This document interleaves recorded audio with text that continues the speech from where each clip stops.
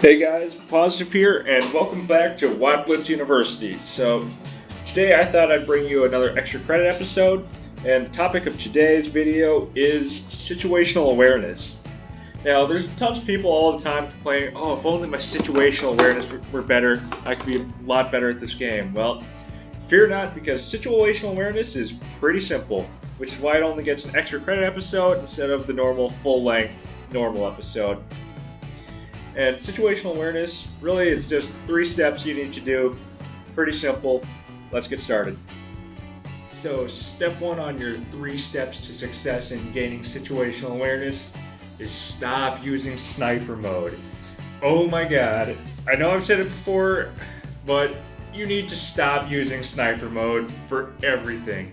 You only use sniper mode for like a fraction of a second, you take your shot, and you're done with sniper mode. I can't tell you how many bad replays I've watched where people just make mistakes because they're constantly in sniper mode. How are you supposed to know how your tank is positioned? How are you supposed to know how the enemy is positioned when you're just stuck in sniper mode? There's just no way around it. So here we've got a typical game by a 40%er noob, aka me.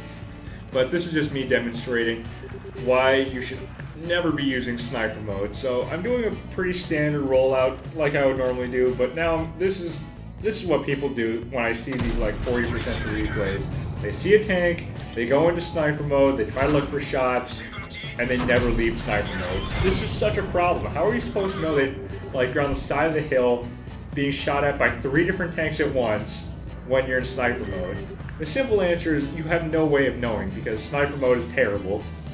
You should only be using sniper mode to take shots. That's it. If you're ever in sniper mode for longer than 3 seconds, you're doing it wrong. And honestly, if you're below a 50% win rate, this is probably the biggest reason why. You just see a tank, you go into sniper mode, and then you never leave sniper mode. Just only use it to take shots. So you can see if you're only in sniper mode all the time, you just struggle to deal with multiple targets. And then you get frustrated, you shake your mouse, and give yourself freaking epilepsy from the frustration. Now this is how it should look. You take a shot, you scope out, and then you take your next shots. It's pretty simple. This way you can make sure that you're always aware of how your tank is positioned, and you're always aware of if the enemy has a shot on you. Alright, step 2 is to abuse hacks. And by hacks, I mean those little red arrows on the side of the reticle that you see there. So those little arrows show you that there are enemy tanks in that direction that you can't see in your field of view.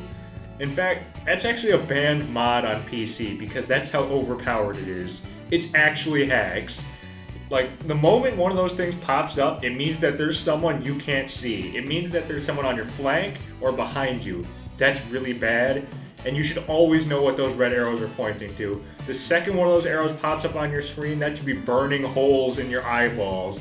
You should be getting eye cancer from those freaking little red arrows, because if you see one of those and you don't know exactly where he is or if he has shots on you, you have a problem.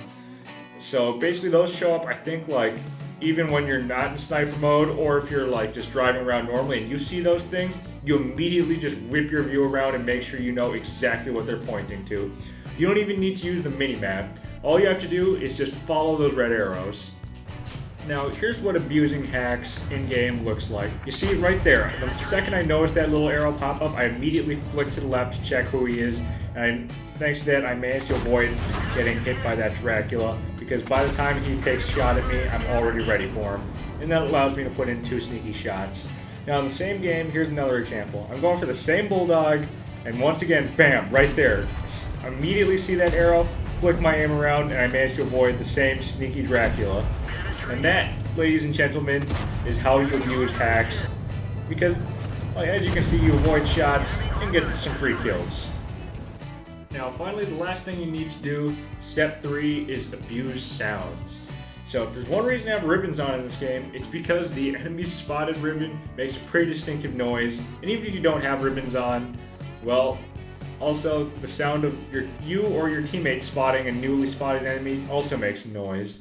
This noise should be very familiar to you. Did you catch it? Well, anyway, here's it again. and again. Anyway, when you hear that sound, it means that there's a new threat to pay attention to. And especially if you hear that ribbon click, that means that you spotted them, which also means that you have shots on them, and they could have shots on you. So the second you hear that, you need to identify exactly who and what got spotted and where. Pretty simple. Also, you can use sounds to help you in other ways. So let's take this scenario where you're in a 50B and there's a 183 and a T62A that you can't really see all that well that are behind a corner. I know this is a pretty crappy graphic, but anyway.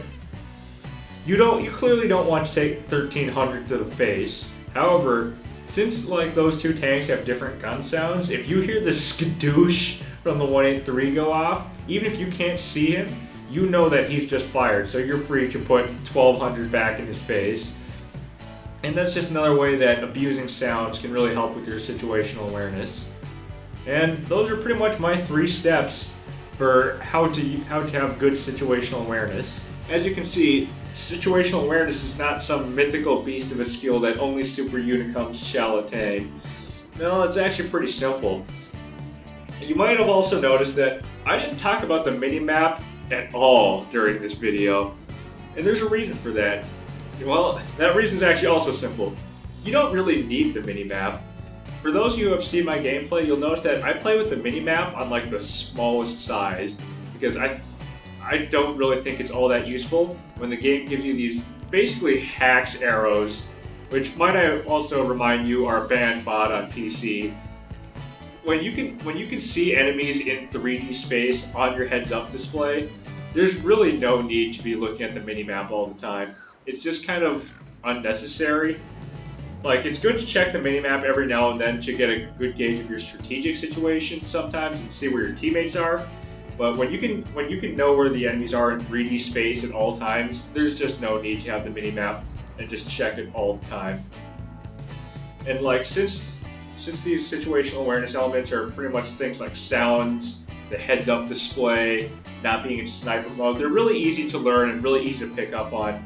So you won't have to constantly be consciously thinking, oh man, I gotta check my minimap all the time. Now it's pretty simple, and that's why this video is just one of the To WoT Blitz University's extra credit videos. It's an important skill, but it's not really too hard once you really know what you're looking to do. Anyway, I hope you enjoyed this video. Hope you have a wonderful day, and bye.